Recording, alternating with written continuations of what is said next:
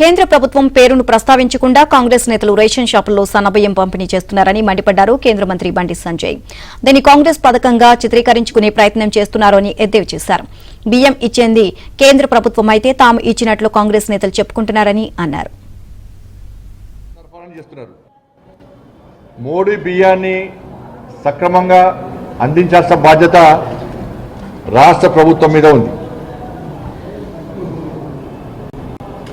అన్ని రేషన్ షాపులలో మోడీ బియ్యాన్ని తీసుకోవడానికి ప్రజలు బారులు తిరుగుతున్నారు. మోడీ గారిని ఎప్పుడు మర్చిపోం,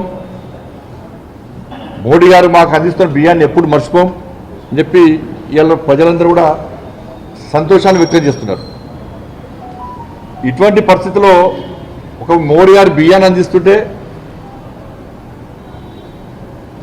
మందిపల్లిలో పోయి మంగళవారం పట్టినట్టు కాంగ్రెస్ పార్టీ వాళ్ళు ఇవాళ కనీసం మోడీ గారి పేరు చెప్పకుండా, కేంద్ర ప్రభుత్వం యొక్క పేరు ప్రస్తావించకుండా వాళ్ళ పథకంగా చిత్రీకరించుకునే ప్రయత్నం చేస్తున్నారు. ఆడని డ్రామాలు చేయని నాటకాలు ఇవ్వాలి. వీధి నాటకాలు చేసే కళాకారులను మైమరిపించే విధంగా కాంగ్రెస్ పార్టీలు నటిస్తలేరు, జీవిస్తున్నారు.